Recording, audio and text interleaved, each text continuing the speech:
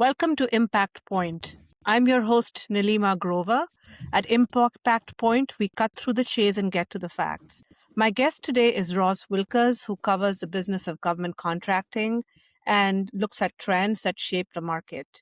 He is part of the Washington technology team and works closely with the editor-in-chief to host and produce a Washington technology podcast, and works across the gamut of government contractors, small and large, in Washington, D.C. and beyond. So really excited to welcome you, Ross, to the show. Welcome, and I'm really looking forward to today's conversation. As am I. This time I'm the guest, not the host. So the shoe is on the other foot, but very much looking forward to it. And we have a fulsome agenda, don't we? Yes, we do. And, I'm really excited to have this conversation with you because, as you know, we are a government contractor as well. And I am the CEO of a firm that does work for the US government. So I'm very curious to see how you're reading things right now, especially because there is so much change happening in the market. So I'm hoping that in today's podcast, we can talk about distinguishing meaningful trends from noise that we see in the market to really getting down to how agencies are behaving right now and what government contractors should be doing in the industry right now. There's so much change happening at every level, right? And so I'm curious to get your thoughts on things like what shifts you're seeing in the market, what really matters, how should we be reading the cues going forward? How should we navigate during this very difficult time for many of us, as well as exciting time for many of us because there's so many new opportunities. So let's jump right in and let me ask my first question, which is fairly broad. How are you reading the market right now? You track federal contracting and tech markets daily. And so from your vantage point, what are the strongest signals that you're seeing right now? And what's just noise? The dramas about how much money is in the top line budget, it's always noise. The existence of the top line budget is not noise, of course, because without that, the market does not move at the pace and the cadence that it should be. Although ever since I started covering this stuff as a researcher before UT, the ecosystem has lived in a world of stopgap measures and continuing resolutions one after another, a couple of shutdowns, full-on shutdowns, partial shutdowns, but even more partial shutdown that we're going through right now with Homeland Security. But even still, companies are still looking at where the money goes from more of a component and programmatic point of view and the outlays for those two specific programs. And the industry also keeps its eye on policy movements on the acquisition and procurement front, right? How do contract decisions get made and the processes by which those outlays happen. And over the past 12 to 16 months of this administration, we have seen a lot of new policies and directives get signed off on, not just talked about. We have this MO at WT that nothing really happens until an official responsible puts their name on a directive, signs their name on it, and says, here we go. And so we've seen a lot of that with Department of Government Efficiency, the Pentagon wanting to move faster on software acquisition and other contracts and so forth. So lots of movement happening in the government contracting world for sure. But how do you see agencies actually behaving? Are they actually doing what is expected of them? Where's the gap right now? Yeah, something that folks should keep in mind when they're tracking the government market is that what I like to call the customer collective, because not every agency does everything at once and similar, is that many of them can be very slow as to deciding what they want, how they want it, and the direction in which they want to go.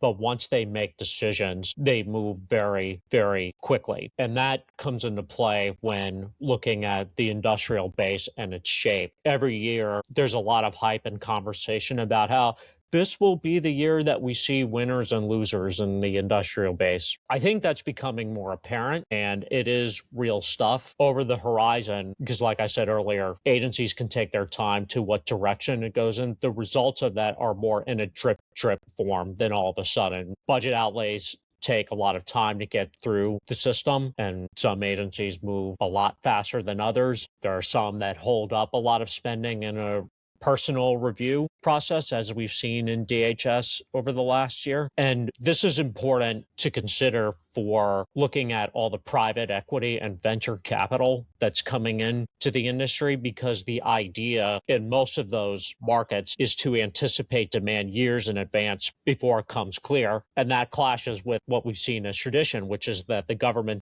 tends to move slowly in terms of what it wants and how, but once it decides, it moves quickly. Yeah, exactly. And so you are seeing agencies that are using the drip drip approach, and you are seeing agencies that are fast moving.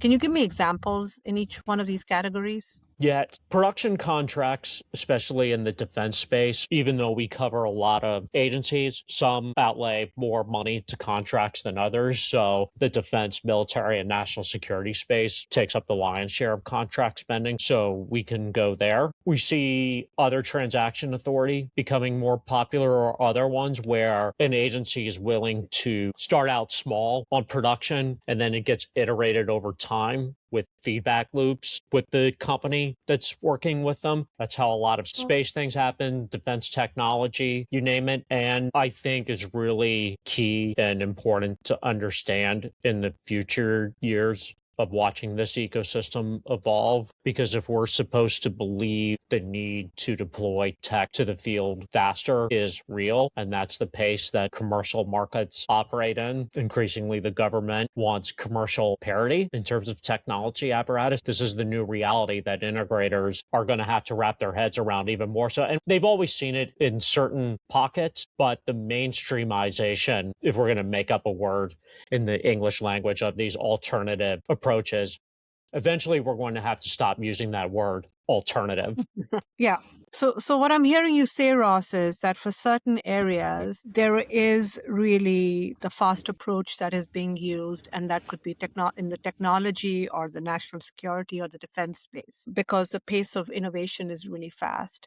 And I know that the government is really emphasizing use of dual use and commercial technologies.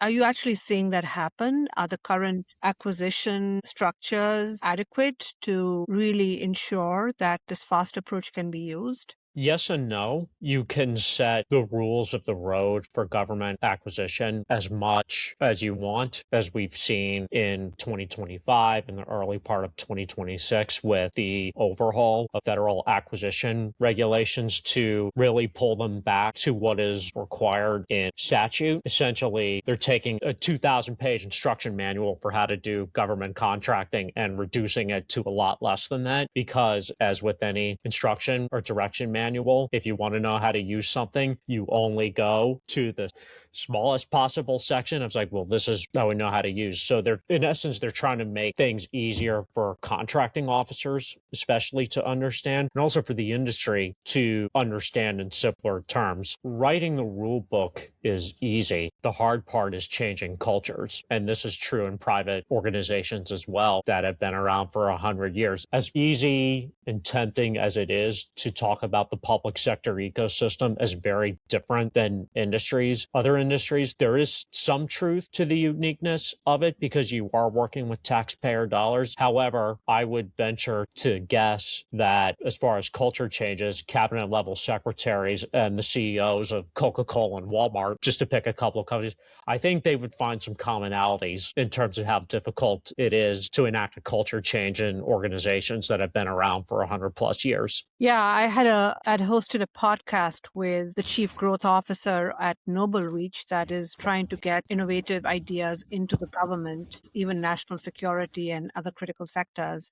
And he spoke about a very similar challenge, that change in mindset is so difficult to get your arms around, which really is one of the big impediments in getting this speed of innovation in the government to actually work, which is what you're talking about as well. Yeah, that's right. And one of the myths about the acquisition regulation that built over time was that it did not allow for flexibility on the part of acquisition pros and contracting officers to go about things that are not what we'll call the traditional requirements process. There were a lot of flexibilities that actually existed in the federal acquisition regulation, but human beings are what they are. If you have something that's 2,000 pages long that tells you how to do your job, you're not going to read all that. Who has time to read all that? So you're only going to go to the 40 or so pages that are relevant to you and follow the steps there. That's so This true. overhaul is trying to reverse that. Yeah. Yeah. So, when you look at the acquisition and delivery environment, what do you think our contractors are consistently underestimating about the current system and the environment? I don't know if it's underestimating as much as it is perhaps a misunderstanding that industry is working through in live time. And it does relate to the fact that agencies at least appear more willing to go down the alternative routes of starting out with smaller investments on contracts and then iterating them over time as the technology gets proven and it's ready to deploy out to larger teams. And even with knowing that some programs will never be that way, software and smaller form hardware programs, they're showing that you can do it. And there are integrators we consider as part of our core coverage universe at Washington Technology that are embracing that as part of their business model. They have business models that are wrapped around the traditional requirements process in one form, and then a more commercial like one in the other to Mhm. shape around those alternative routes. So, what you're saying here is that there is much more room for that dual use investment in technology to really pan out in the government world that contractors are more and more aware of now as compared to before. There have to be, because with a lot of these commercial tech companies setting aside the cloud providers, because that's just a whole another thing unto itself, the hyperscalers when we're talking about Amazon, Google, and Microsoft. But let's talk about the technology vendors that design their software offerings around those clouds. The economics are so different that even if an integrator wanted to go down the full-on custom development route for certain applications, you just cannot outrun the economics of the investment, research and development dollars that have gone toward developing a lot of these technologies that have become commonplace for a lot of commercial enterprises and are coming in. And inevitably, they're wanting to come into the government because everybody wants to lean on the investments that are made there. We often talk in WT and some of the other reporters at our parent company, GovExec, that the paradigm of innovation or the pyramid of innovation has flipped a lot. Whereas it used to be that the government drove technology investment and the majority, that's flipped. Now government R&D investment is only, it's down here for those of you that are watching and making an upside down triangle, right? Whereas government was on top, it flowed down. The government's trying to move up and lean on the billions upon billions of tech R&D investment that's happening in the commercial sector at the top of that pyramid. I hope that picture works for everybody. Yeah, it's very interesting that you say that, and I can see that even in the work that we are doing because we have also made similar investments, and we are looking at commercial as well as government.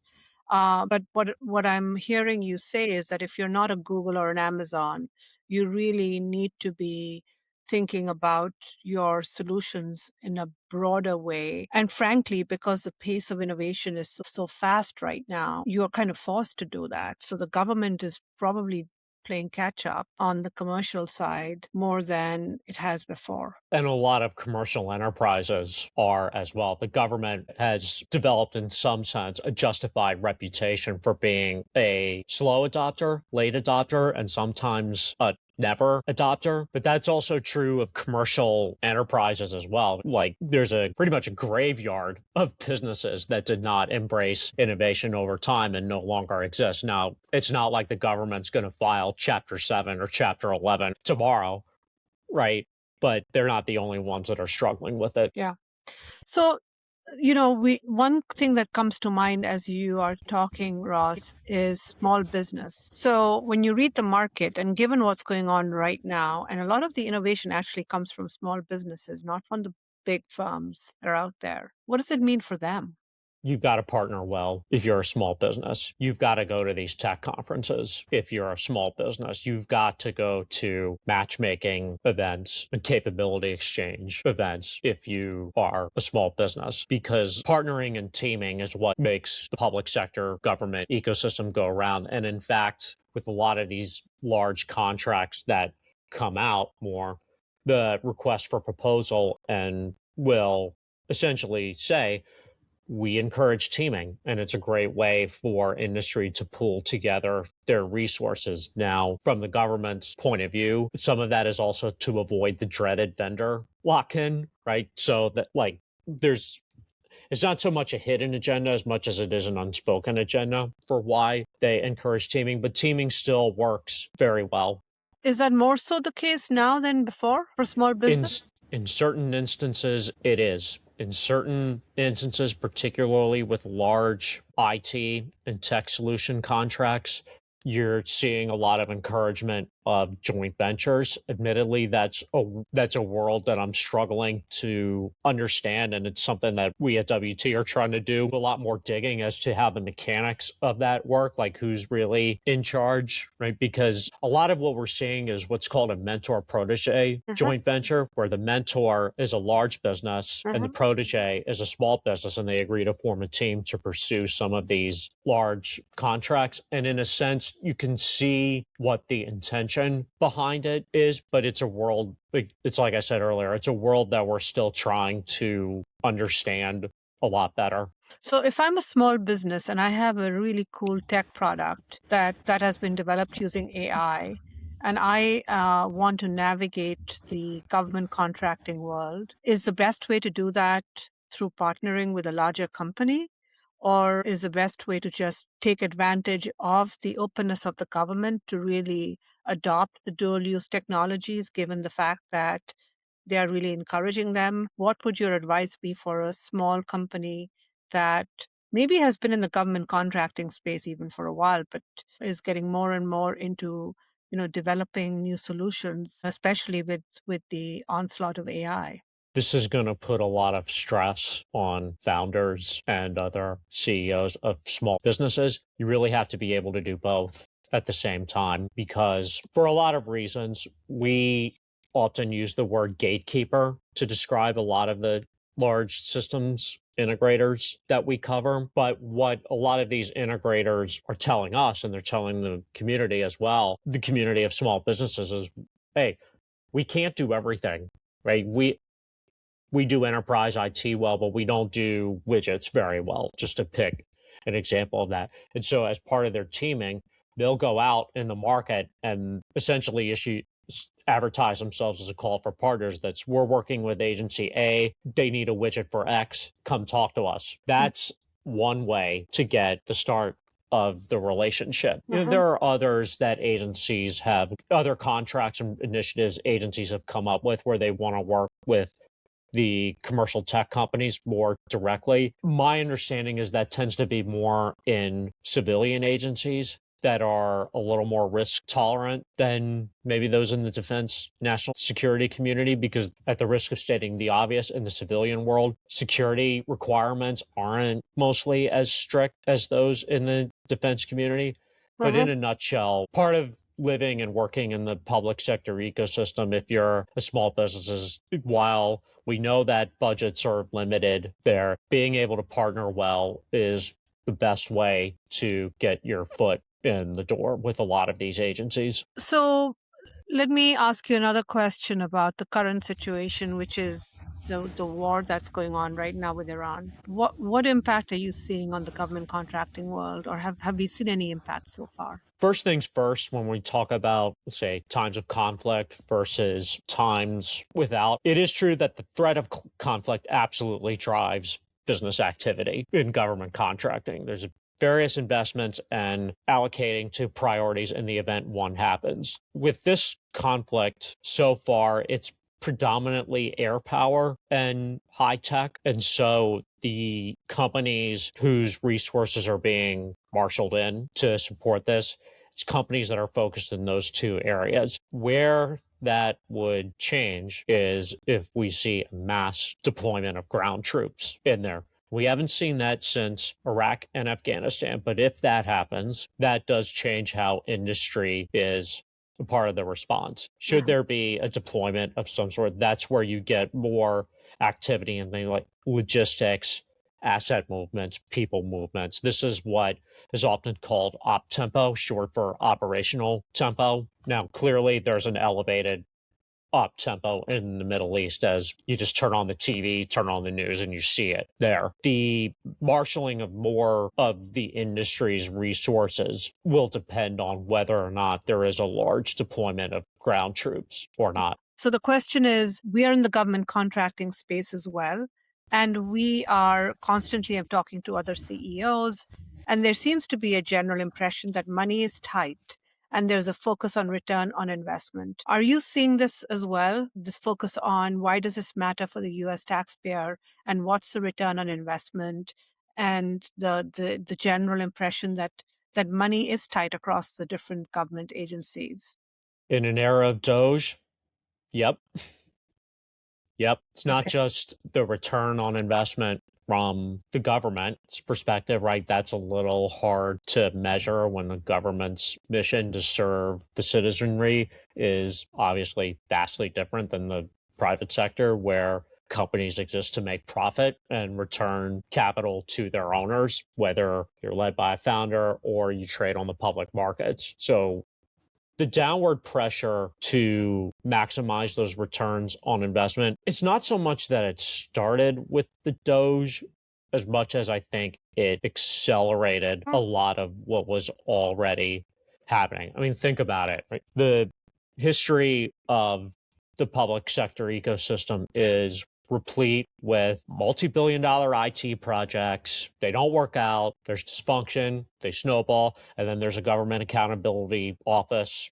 report detailing everything that went wrong. It's a lot like when an IT project is in that GAO report, it's a lot like being called to the principal's office if you're in elementary or high school, right? And they lay out their recommendations and the action plan. Okay, everybody in the ecosystem is equally tired of putting up with that. That includes industry and government as well. So the way to think about the increased focus on ROI is, while it can be true that budgets are tight, that it's more important to think about the scrutiny of the spending is being ramped up. And so it's natural if cabinet level secretaries are putting more scrutiny on the contract dollars that are being spent. Inevitably, you would be doing that if you're a private sector CEO as well. Yes, exactly. And so, in this new environment, what do you think implementing organizations should be thinking about? And what is the new value proposition in this environment? Proof of outcomes, timeline, and scaling of technology, just to keep it from a tech perspective. And now I'm going to probably go a little bit against what we said earlier when we talked about how budgets are tight and want to be more careful with the investment. The scaling aspect is one we center so many of our technology discussions around at WT, because especially if you're a new entrant, this is something that you have to wrap your head around after you have the new invention or the new widget or whatnot. It's great if it works for a team of 4 people, but once you get inside the customer collective, the next question is going to be, that looks really cool. Now, can you make this work for 40 people? Okay, what's the pathway to making it work for 400 people, 4,000 people, and so on? So you also have to make sure that you're capitalized as a business well enough to support that scaling requirement. Mhm. You mentioned before that there is a focus on outcomes, there is a focus on scaling, there is also a focus on dual use technology or doing things faster within the federal government. So, what are agencies actually rewarding? Are they rewarding scale or speed or proof of outcomes right now, or some combination of all three? Is there a general sense of what is actually important as part of the value proposition that implementing organizations should be thinking about in this environment?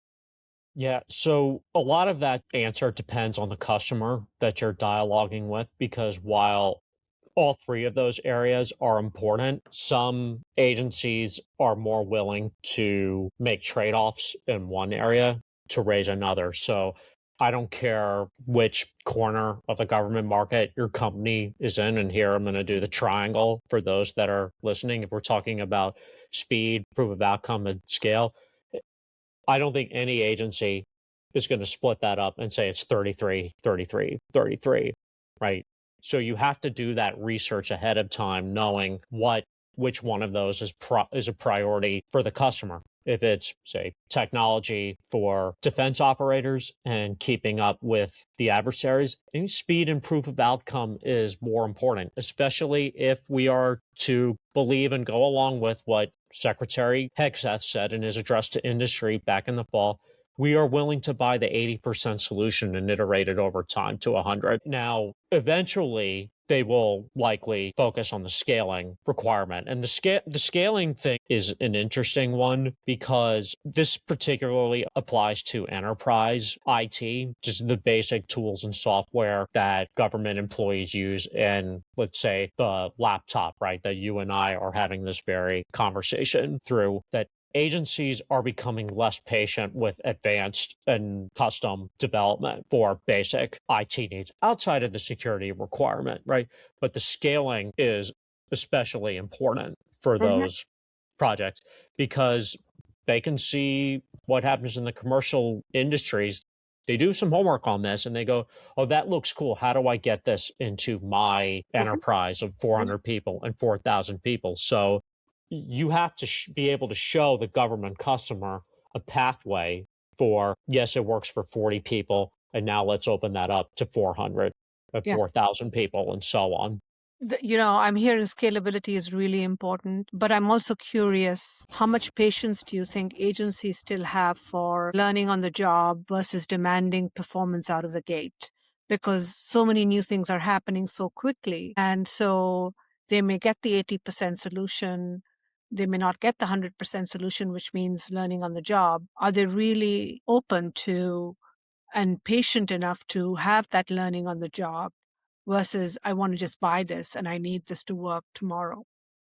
Well, you're signing up for learning on the job, I would argue, if you're acquiring the partially developed solution and willing to iterate it over time, because the user has to learn how to use it and provide feedback to the developer, and then the developer does their magic and iterates it more to what they want, Hmm. right? So you can't have your cake and eat it too, right? Like that, I know.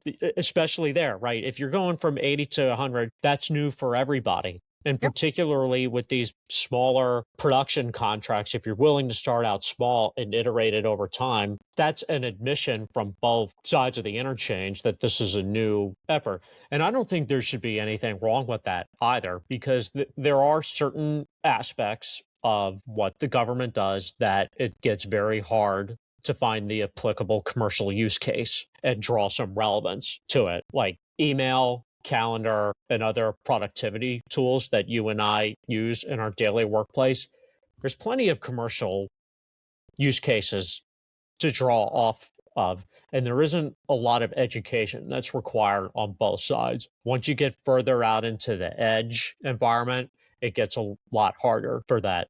Something like air traffic control. What's the commercial equivalent use case for that? I'm having a hard time coming up with that as we're talking here. Just want to bring something up from the civilian world as an example there. No, absolutely. And so do you think agencies have the patience for that? Do they understand that? Because the pace of evolution in technology is so fast right now that by the time you take something and you start working on it and get it operational, it's not a one-to-one here.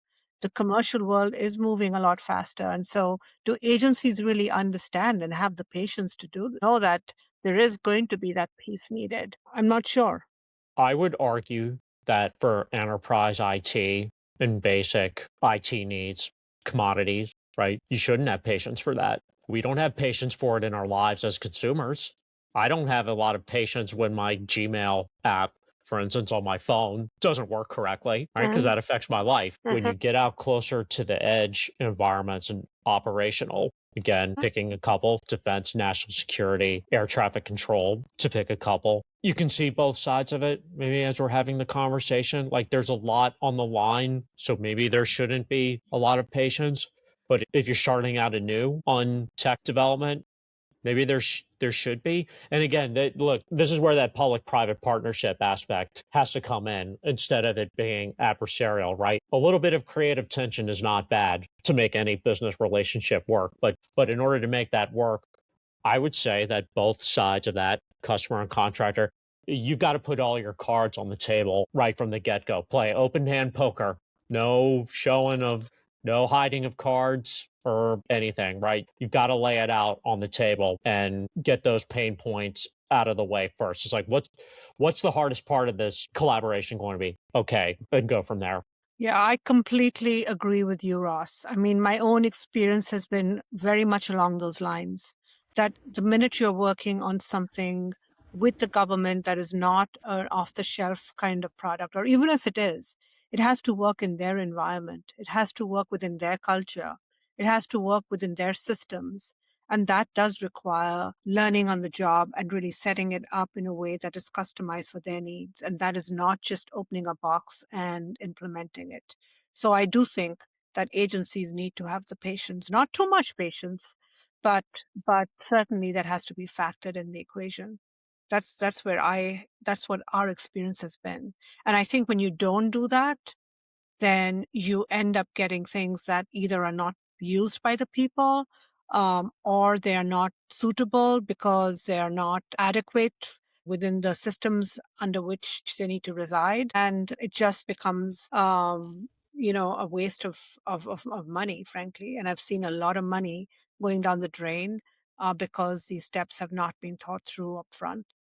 Yeah, I like hearing this from you as I interview a lot of business leaders, so it's an interesting experience to be interviewed by a business leader. I'm having fun, by the way, but it's just a different experience. What you illustrate there about pain points, that's what happens when people don't do their homework ahead of Mhm. time Mhm. about how an organization works. And look, this applies to the customers have to do their homework as well on who they're working with, and the contractors need to do their homework as well on what the culture of an agency is, right? Who's Mhm. in charge? Who am I reporting to? How many employees, right? How are responsibilities and resources distributed throughout a department or throughout an agency, right? If you're dealing with, say, defense, homeland security, Yeah. and transportation. I'm just picking out three for the sake of discussion, right? We'll put out health and human services too Yep. for this, right? Yep. Those are some of the most federated agents cabinet departments you will see Yep. of the 13 or so. It's not just the department leadership making decisions. You've got to know what's going on at the component level, and then it flows up to the rest of the department, right? Others are a little less federated, and so it's easier to make an impact at the department level. But yes, like every industry, just yeah, do your homework ahead of time before you go into any sort of business relationship or transaction. Yeah. Just unofficial advice from a CEO and just some lowly journalist who covers business, right? Do your research. Well, it's always good to remind how important it is to sort of do your homework, but really understand the people, the process, the culture within which the technology or the solution or whatever you're selling is going to reside.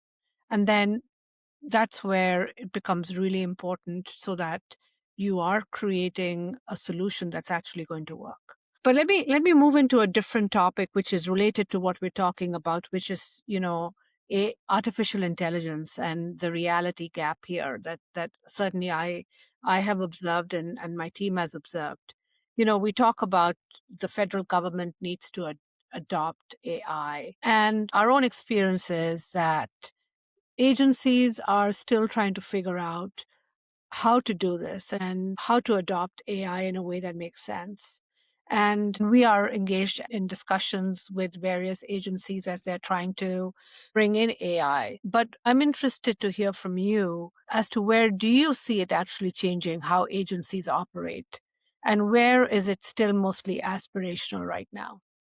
I'll start with the aspirational first, Mm-hmm. and maybe this is just from a recent example of my personal life, right? Where I had to interact with the healthcare system a week ago. And the physician, I'm fine, by the way, for anybody who's listening, just routine maintenance, right? We all need a little oil I'm change glad to once hear in a that. while. Yeah. Yeah. So the physician had a device with them, and I don't know which AI tool he used, but he had one of these and he dictated the notes and observation, right? So it can create a summary of it. That's clearly not aspirational AI because so many of us use these tools in our personal life Mhm. to make notes to ourselves, do routine tasks.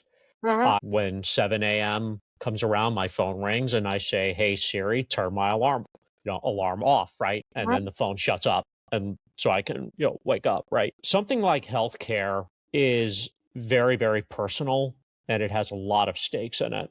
Not for our personal life and from a taxpayer professional. What AI systems can do to certain extent is they can flag anomalies in imaging studies. For instance, they can look at, say, a knee, a shoulder, a hip, and identify an injury. For instance, they can help do that, but you still need the specialist to look at something to go, okay, like this is, you're clearly going to the operating room as a Uh-huh. result of this injury. Reassembly in the patient level records is not even close to where it should be compared to the hype that surrounds AI. So Uh-huh. that would qualify as aspirational. Where the applicable AI comes in is, to use an example from healthcare, right? Flagging anomalies in imaging studies. Where I think it's important to make the distinction is the difference between automation and AI. Those of us who are employed in a salary position, there's a lot of human resource systems that we use. There's a lot of automation and scaling in there, of course. I don't know if that's true AI, but I'll let a tech developer fire off an angry email to me and say, yes, it is. That, I'm fine. I can take it. The lower brain grunt work functions are where agencies are first looking to incorporate AI, and particularly generative AI, data collection and research, and particularly with reading policy documents. So if you're onboarding a new federal employee, imagine trying to be a new acquisition worker in the government and they hand you a 2,000-page instruction manual of regulations and say, hey, learn this. Like, nobody has time to do that. You're going to make a summary Uh-huh. for them and let the AI write up the summary. It's that kind of time saving and productivity gains that agencies are first looking to realize. And they've been, in fairness, I know things have felt they've moved fast in the past 16 months. A lot of that has been ongoing already because, again, hey, it's used in the consumer technology world. Why can't it be used in the enterprise world? Well, we are definitely seeing that there is an aspirational aspect here where agencies know they need to use AI, but they don't really know how.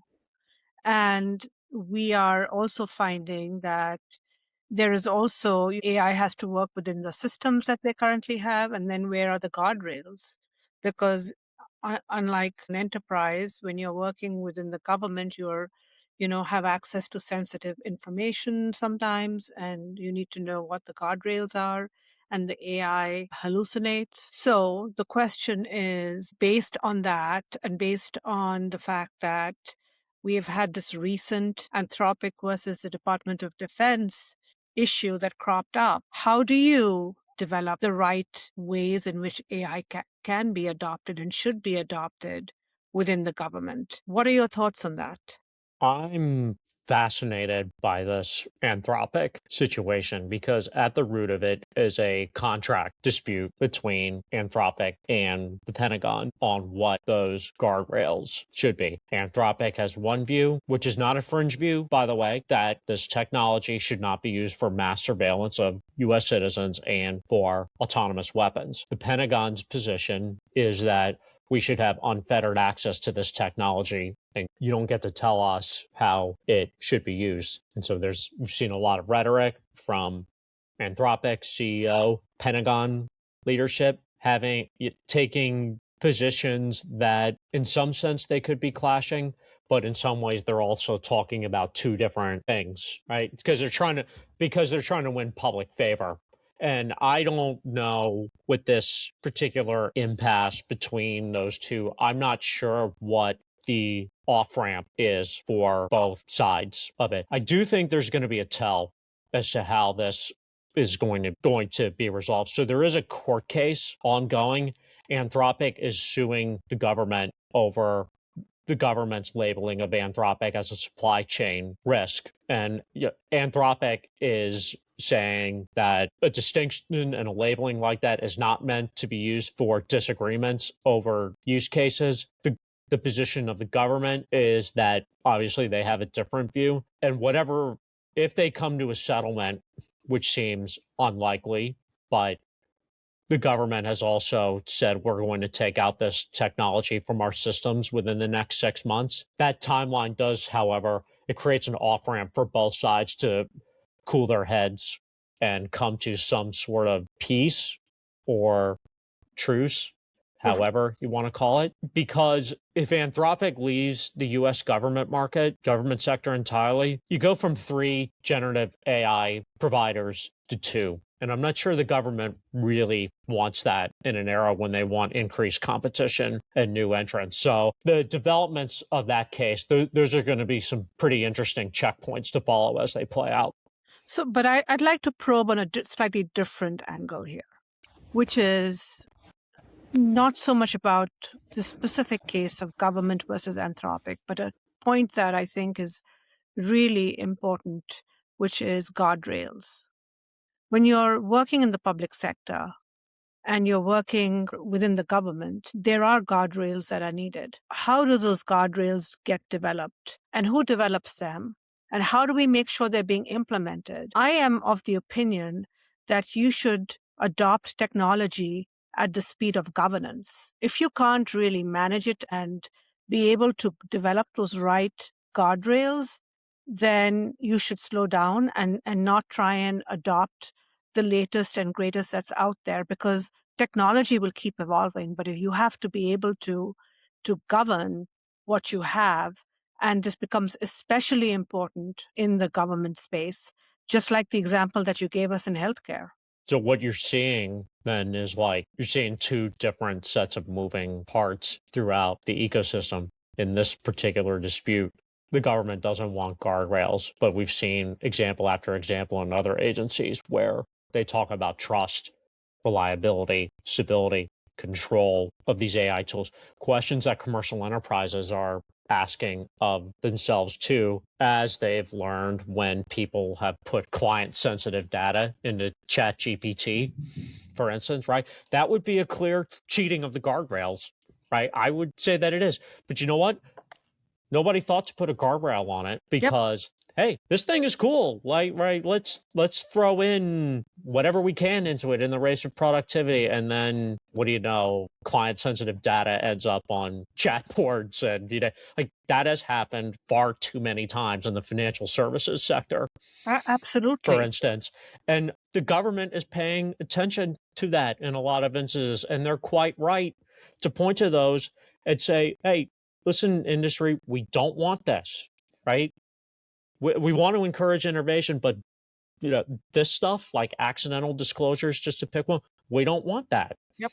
And we want to know and we want to know exactly how this tool works, right? Who designed it, everything from front to end. This is where the government says, we don't want to be in the business of buying black box tools where the inner workings of the technology are only known to the developer. I mean, just like think about it, right? Like there have been instances where social security information and taxpayer information has been accidentally disclosed out there because somebody fed it into a Gen AI model, right? Yeah. So in some ways, as we're having this conversation, maybe being a slow adopter, semi-late adopter, perhaps it's not the worst thing in the world in some instances.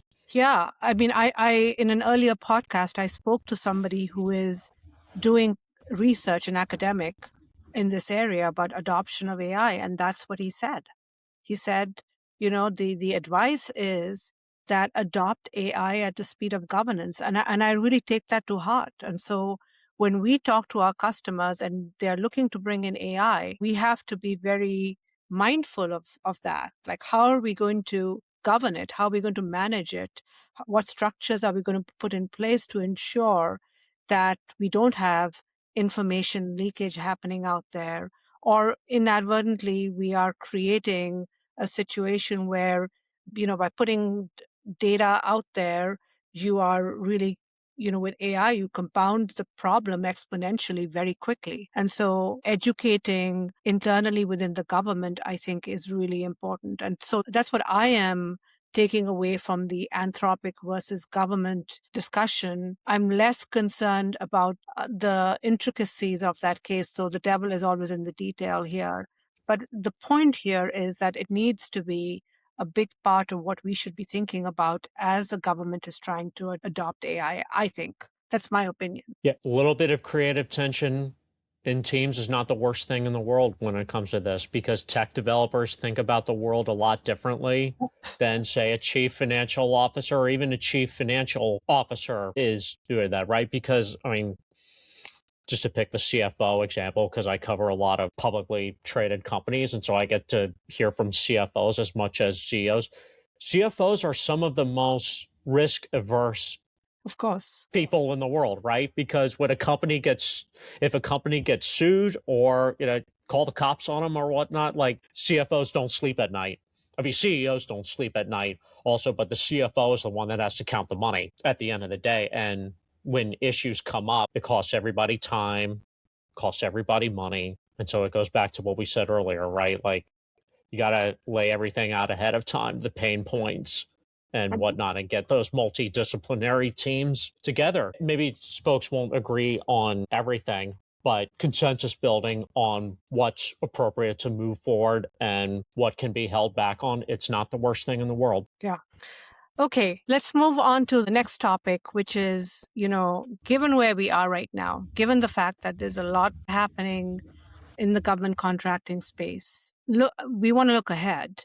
And so what are investors and agencies looking for, and how are market trends evolving right now? Well, as we established earlier, investors like to move fast, and a lot of agencies do not, which is a fascinating disconnect to follow. That being said, the themes that investors center their activity around are more important to watch than the mechanics of it. And so cyber, space, autonomy, drones, enterprise software, you can position around the things that are what are going to be important, especially in this era that we discussed earlier, right? Where starting out with something small and iterating it over time, I would think that that's something the investment community would gravitate towards. What about the rest of the GovCon space? Assume change is in your strategies. Change is inherent in the political system. It is inherent in What kind business of change? systems. What kind of change? Well, innovation is change, right? Uh-huh, People come and go. uh-huh, The business models change uh-huh. as well. Shoot, it's inherent in the world of technology, right? Like, one day people ask, what's Chat GPT?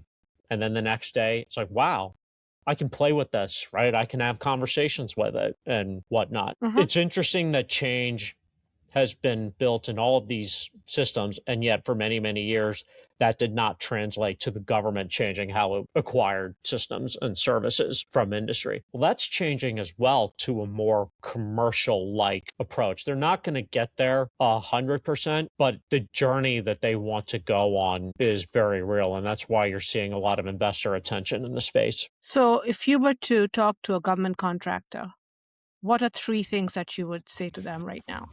Focus on outcomes, do your homework ahead of time about the customer. And even in an era where budgets are tighter and there's more focus on return on investment, it's going to be very, very, very difficult to succeed as a business if you don't prioritize your workforce.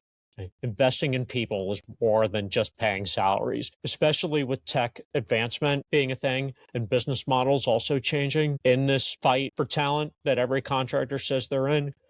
Training and retraining folks in these emerging, we'll just call them ways of the world, whether we're talking about tech or business or even society, Uh-huh. holding on to those people and developing them, that's still going to be a key barometer for success, I believe. And so you think that holding on to your existing workforce or bringing in different kinds of people?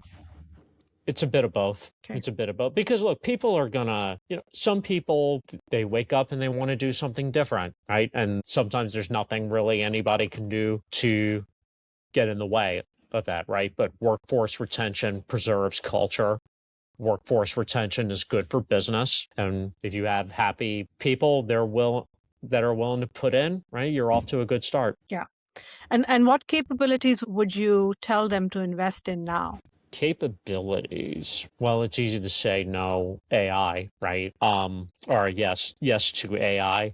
The technology part of it is interesting. And I think as far as the capability conversation goes, I focus more on how to get to the capability that you want. And this is where upskilling of the workforce you already have comes in. Companies left and right are putting employees through courses and training efforts inside to get certifications in AI and cloud and you name your enterprise technology there, right? Executives are going through this as well to be on a similar level and being able to talk to the tech developers in more of a peer-to-peer conversation than they used to be. And so the best capability is adaptability in my book. There's something that rhymes. All right. This has been a really enlightening conversation, Ross. And I could go on and on. So thank you very much for sharing your thoughts here. It's been really a pleasure talking to you. Great insights. And I look forward to having the next conversation with you in a few months as the world keeps evolving. Change is inherent, right? And listen, great job asking the questions from one podcaster to another. I encourage, everybody that's in my field of public sector industry specific journalism to be a part of the conversation as well. Thank you. Well, we look forward to hearing from our audience here. So please reach out to us on LinkedIn. Send us your thoughts and comments. Let us know if you want to be in direct contact with Ross. He's of course on LinkedIn as well. We'd love to hear from you in terms of new things that you want us to be talking about and any feedback on this episode as well. We'd love to hear from you. Thank you very much for listening in today, and do follow us on our website, www.q2impact.com. Look under Insights and you'll see the podcast, but also follow us on LinkedIn. Thank you very much.